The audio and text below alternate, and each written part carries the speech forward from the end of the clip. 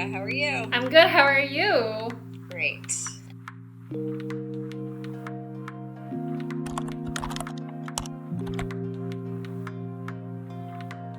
So, I know why you're amazing. I referenced you during my PhD research days because I thought your book, Artwork was like the best thing on this planet, talking about professional practice and giving like really tangible information to help early career artists, art students, or just like artists who've been in the field and even like on the commercial side of like what you need, how to write contracts, like how to read things, how to write manuals. And I was just like, oh my God, this is gold.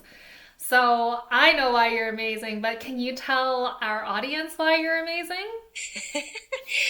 I can tell it. Thank you for that intro. I can tell your audience what I've done. And so I received an MFA in painting.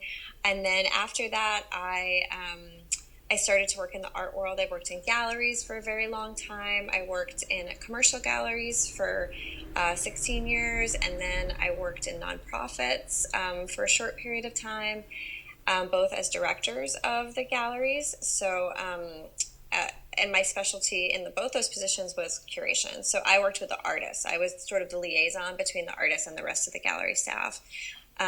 Dealing with the exhibitions, which was amazingly exciting. But in the last few years, I've transitioned because of that book that you just referenced. I wrote the book Artwork in 2007 and then re-upped it. I redid it in 2017. I got really interested in professional practice as actually a thing to do all the time, went down the rabbit hole. So I've been doing conferences that bring financial literacy and professional practice information to artists in person and now online because of the situation that we're in.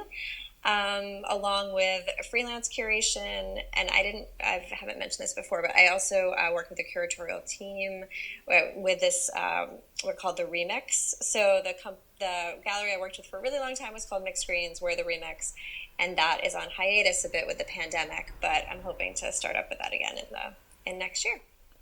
Cool. Next year is so soon. I don't actually even understand that. But on that note, if you can actually sum up one thing that anybody who's working in the industry, trying to get into the industry, studying to get into the industry should know. What is it? So, Erica, this was very difficult. But I think I need to boil it down to that it starts with you. And it starts, all this entire journey that is ahead of you starts with your goals and knowing what you want and knowing how you want to fit into the art world.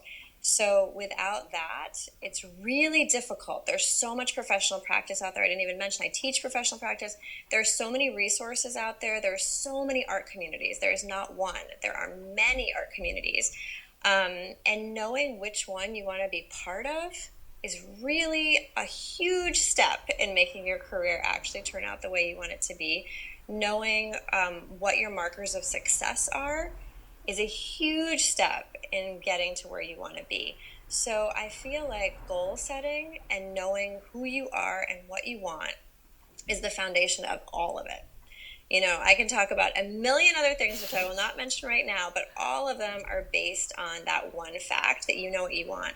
And I know that I've come in contact with many students over the years, many emerging artists, mid-career artists, and you realize when looking back, in retrospect, it's easy. When looking back, most of the questions I'm asked and most of the uncertainty that artists have or the walls that they're banging into are because they actually are going in the wrong direction. Their goal, what they think their success will be based on is not what they actually want. And so they're running into their stumbling blocks along the way because of that. And once they figure out and admit to themselves what they really want and have some sort of a plan, it's much easier. Even community is easier when you know what you want, when you're gravitating toward the institutions that you want to be part of, or you're gravitating toward the grassroots organizations you want to be part of. The fit and the friendships and the networks are just going to be so much stronger. I agree. It's so funny because it's one of those things. I had this discussion with a friend of mine at the beginning of 2020, And she was like, I think that a lot of people don't even realize that there's so many different art worlds in there. And it's because when you go to art school, that actually isn't said. We're just sort of taught to be like, oh yeah, you're just going to go into this art world. And you just assume that there's only one art world that everyone participates in. Right. And then sort of it takes actually a lot of trial and error and running into walls repeatedly to recognize that actually there's so many different pockets of art worlds that you can make for yourself. And for anyone who's actually trying to understand the different art worlds out there and like the resources, I mean, you've mentioned that there's some. We actually, on to Practice, we have 3 quizzes where you can actually directly understand where you fit in into the ecosystem. So the first quiz looks at yourself, and then it's the people, and then it's the money. So it really kind of helps you map out where you could be looking at. And then that directly goes into what you're talking about, like looking for the communities. Because it's such a frustration, isn't it? I think like I definitely had that when I was an early career artist, and just like, I'm gonna make installations. Like, that's what I'm gonna do. I'm just gonna be like Tara Donovan. And it's just like, yes, that's it. I'm just going to be like her. I'm just going to be represented by Pace. Like, how do you do that? It's like, I don't know. Right. And all of this is to say it can change too. Like your goals can change and where you fit in could change over the course of the years. But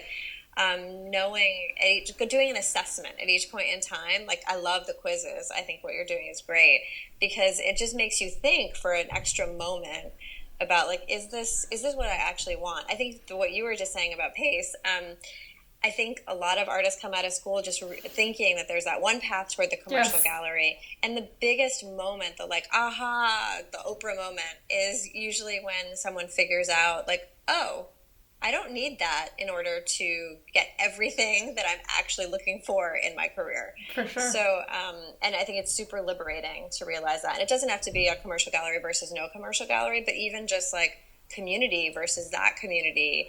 Do I need to be written about an art forum, or is this other, is something else going to be just as good for me, and if not better and more fulfilling? So yeah, that is so useful. So I'm really glad that we're able to go and boil this down, and hopefully we'll actually be able to get more of these conversations going, because I think it's really useful. Like I look at professional practice in a different standpoint as how you look at professional practice, and having that dialogue helping early career artists, art students really demystify what that even means to get into the industry. I think that's something that I wish I had when I was in art school. So, too. Thanks. Thank you. Bye.